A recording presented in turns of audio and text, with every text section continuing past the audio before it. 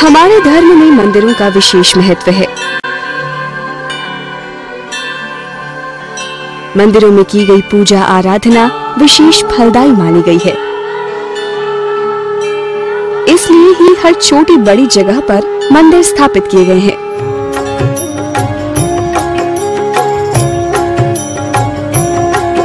हर मंदिर का अपना एक इतिहास है, अपनी एक अलग मान्यता है। कई मंदिर अपने अनूठे वास्तुशिल्प के लिए प्रसिद्ध हैं, तो कई मंदिरों में झलकता है राजसी वैभव।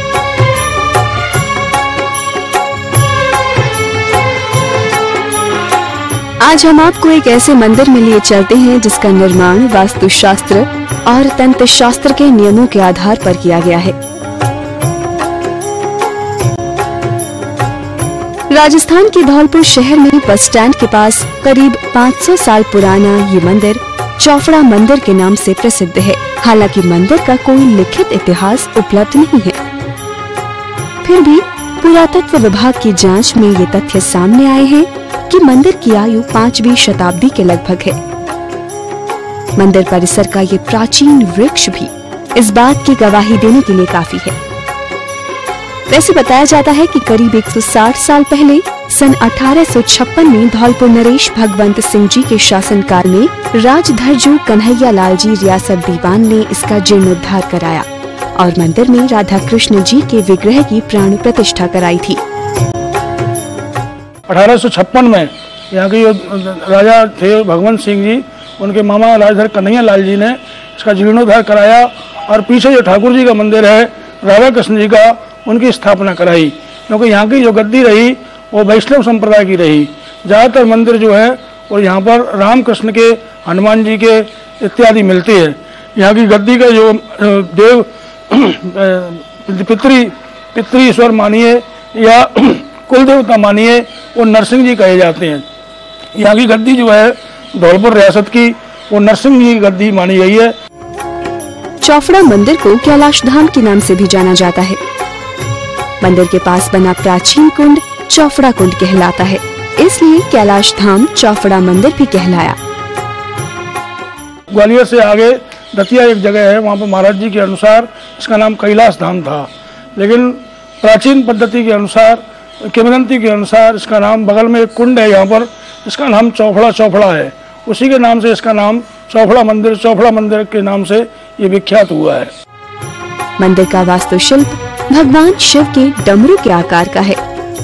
150 फुट ऊंचे इस मंदिर की स्थापना तंत्र शास्त्र के आधार पर की गई है और यहाँ शिव यंत्र के रूप में शिव परिवार की प्राण प्रतिष्ठा कराई गई है। ये जो मंदिर जो बना हुआ है वो महाराज जी पीताम्बरा पीठाधीश्वर के अनुसार वास्तु शास्त्र और तंत्र शास्त्र मिलकर बना हुआ है। टॉप टू बॉटम ये मंदिर बना हुआ है। इसकी ऊंचाई करीब 150 फीट की हुई है और टॉप टू बॉटम जैसे अपने हिंदू धर्म में होता है मंत्र, यंत्र और तंत्र। मंत्र अपन जाप करते हैं, पाठ करते हैं, यंत्र जो है लिखा जाता है या उभरा हुआ होता है, और तंत्र में मंत्र और यंत्र दोनों सम्मिलित होते हैं। तो स्त्री यंत्र जैसे होता है पाषाण का, सोने का, चांदी का, स्फटिक का, ऐसे ये शिव यंत्र है। महाराज जी यहाँ रहे थे दतिया वाले, वो इसके बारे में बताते थे कि वास्तुशास्त्र तंत्र शास्त्र मिलकर बना हुआ यह एक शिव यंत्र है। हमारी धार्मिक मान्यताओं के अनुसार यहाँ विराजित है संपूर्ण शिव परिवार। ऐसा कहा गया है कि संपूर्ण शिव परिवार की पूजा करने से भक्त के जीवन में सुख समृद्धि प्राप्त होती है। शिव परिवार में भगवान शिव के साथ माता पार्वती, गणेश, षडानंद यानी कार्तिकेय, कीर्तिमुख और नंदी का होना जरूरी है। धार्मिक कथा के अनुसार यहाँ कार्तिकेय के 6 मुख हैं, वहीं कीर्ति मुख का केवल सिर ही शिव के सम्मुख पूजा जाता है। तो सबसे पहले भगवान शंकर की मूर्ति अपन को दिखाई देती है, जिसकी विशाल पिंडी करीब 1.5 फुट ऊंची है और जलेरी जो है वो भी पृथ्वी तल से यानी अपने सिंहासन से, फर्श से 1.5 फुट है। कुल मिला के 3.5-4 फुट लंबी अपनी जो है शिवलिंग का आकार है, जिसमें 5 मूर्तियां हैं। शंकर जी को छोड़कर, इसको शिव पंचायत कहते हैं, शंकर जी को छोड़कर 5 मूर्तियां होना शिव परिवार में आवश्यक है। शंकर जी और गणेश जी, मैया पार्वती और षडानंद जी जो कि 6 मुँह वाले हैं, जिनको षडानंद कहते हैं, और कीर्ति कार्तिकेय भी कहते हैं। कार्तिक में इनका जन्म हुआ था, इसलिए इनका नाम कार्तिकेय है। 6 कृतिकाओं ने इनका संरक्षण किया था, इसलिए इनके 6 मुँह हैं। मोर का वाहन है। तो गणेश जी के अग्रज बड़े भाई के नाम से पुकारे जाते हैं। तारकासुर के वध के लिए भगवान शंकर के द्वारा इनको उत्पन्न किया गया था।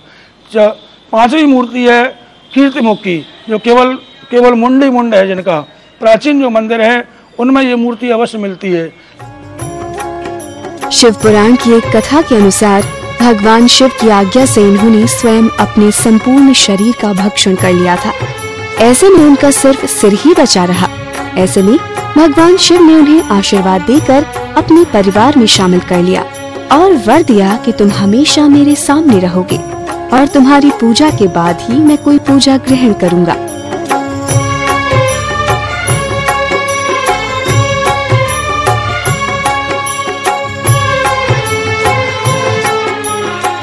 अष्टकोण में बना चौफड़ा मंदिर की सबसे बड़ी विशेषता यही है कि इसके गर्भगृह में 8 दरवाजे हैं।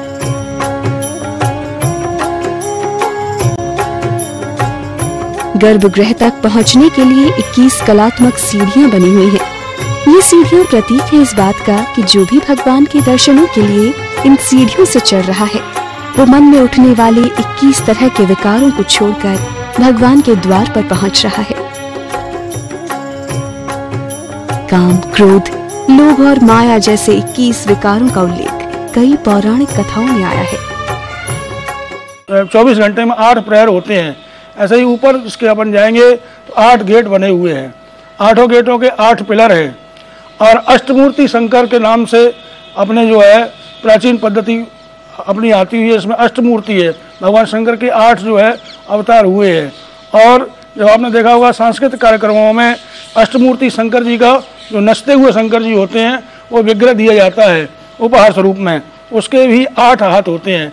ऊपर 8 ही गेट हैं इसके, 8 ही पिलर हैं इसके, और नीचे से ही अष्टदल कमल बन के चला हुआ है। 8 पैरिये जैसे कहते हैं।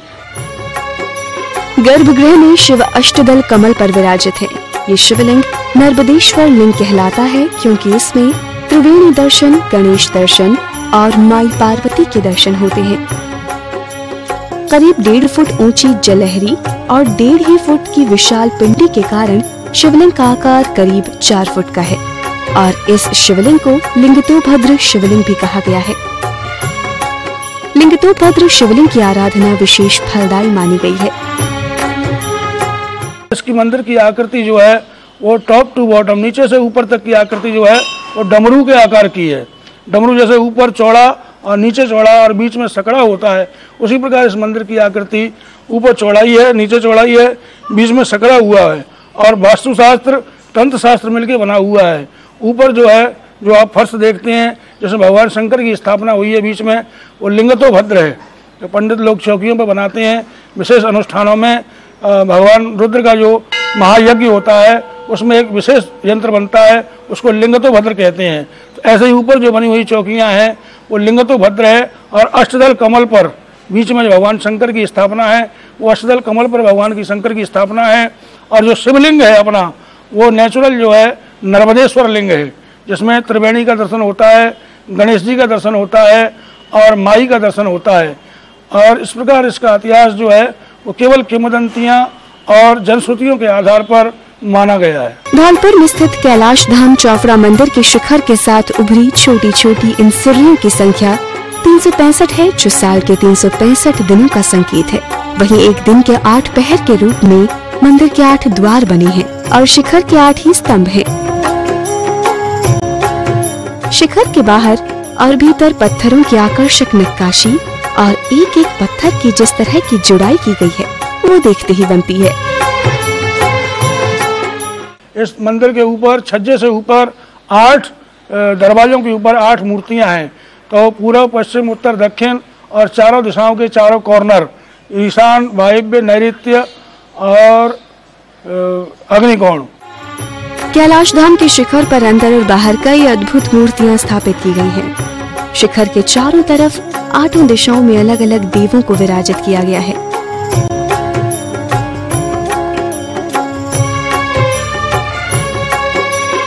इन मूर्तियों में शेष शैया पर निद्रालीन, विष्णु जी की नाभि से निकले कमल के फूल पर विराजित ब्रह्मा जी की विलक्षण मूर्ति तथा तंत्र पूजा में शामिल वामवृत्ति कृष्ण जी प्रमुख हैं।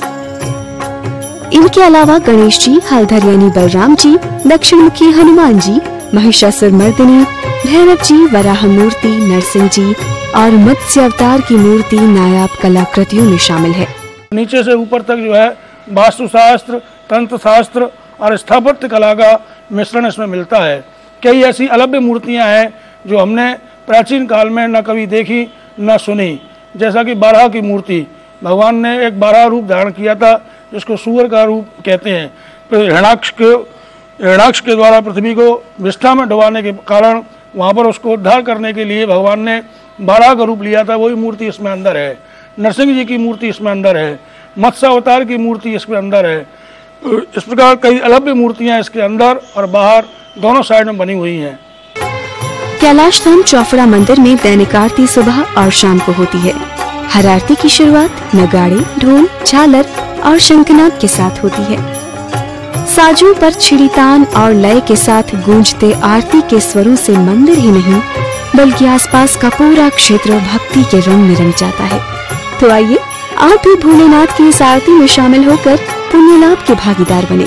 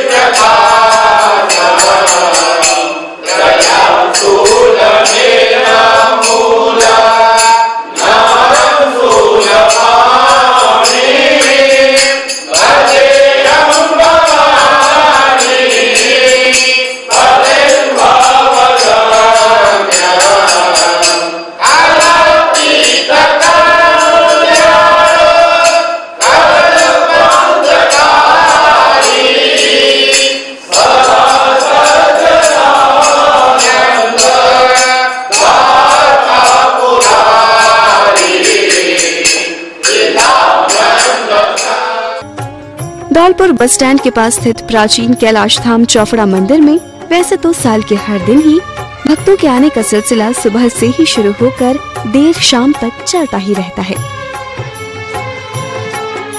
लेकिन सावन के महीने में हर दिन भगवान के रुद्राभिषेक और सहस्त्र घट के आयोजन रहते हैं। इसी तरह महीने के हर सोमवार और प्रदोष के दिन भक्तों की विशेष भीड़ नजर आती है।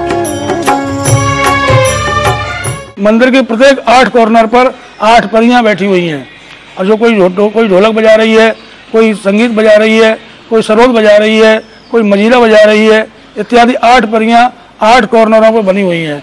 ऊपर गुम्बज के ऊपर जो छोटी छोटी सुर्रियां हैं वो 365 सुर्रियां हैं, जो कि दिन के हिसाब से लगी हुई हैं। सारी मूर्तियां, सारा विग्रह, इसका वास्तुशास्त्र तंत्र शास्त्र मिलके बना हुआ है।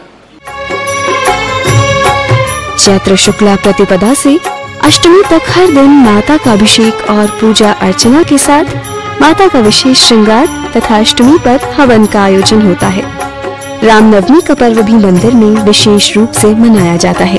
हनुमान जयंती, जन्माष्टमी, गणेश चतुर्थी के पर्व भी विशेष धूमधाम से मनाने की परंपरा प्राचीन काल से चली आ रही है।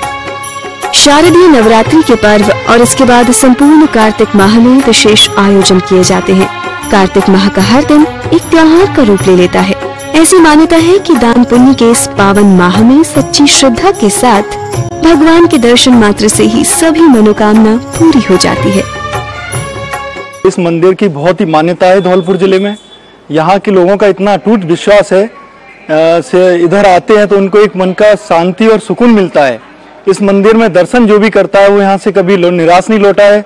यहाँ के लोगों की ऐसी आस्था है, और एक यहीं के लोगों की नहीं, यहाँ बहुत दूर दूर से जो आते हैं, एमपी से, यूपी से जो भी आते हैं, तो एक अपनी श्रद्धा और ईश्वर के प्रति अपनी जो भावना लेके आते हैं, तो भगवान के दर्शन मात्र करने से उनके जो भी एक मन को जितनी बड़ी शांति मिलती है, और उनका जिस उद्देश्य से यहाँ आते हैं उनका उद्देश्य यहाँ पूरा हुआ है। वापस जब भी वो इधर आते हैं उसके बाद जब दर्शन के बाद उनकी मनोकामना पूरी होती है। मंदिर के मुख्य गेट के बाहर से ही, मुख्य द्वार के बाहर से ही शिवलिंग की दर्शन होता है। अपन को जैसे जैसे अंदर जाएंगे कभी शिवलिंग दिखाई देता है, कभी शिवलिंग दिखाई नहीं देता है। इस प्रकार से बना हुआ है। सीढ़ियों से ऊपर चढ़ के जाते हैं तो इसकी सीढ़ियाँ 21 है। प्रत्येक प्राचीन मंदिर में सीढ़ियाँ अवश्य होती हैं। सीढ़ियों का विशेष महत्व होता है। सीढ़ियों का मतलब होता है कि जैसे जैसे अपन भगवान के नजदीक जाएं, काम, क्रोध, मोह, लोभ, मद, मत्सर, ईर्षा, द्वेष, यानी सांसारिक जो वातावरण है उसको सीढ़ियों के द्वारा, जैसे सीढ़ी अपन ऊपर चढ़ते हैं नीचे वाली को छोड़ देते हैं, ऐसे ही इनको नीचे छोड़ते हुए और निष्कलंक पावन पवित्र होकर हम भगवान के दरबार में, भगवान के शिव विग्रह के पास, भगवान के गर्भ मंदिर में प्रवेश करें। धौलपुर के प्राचीन कैलाश धाम चौफड़ा मंदिर के पावन दर्शनों के साथ ही हम लेते हैं आपसे विदा।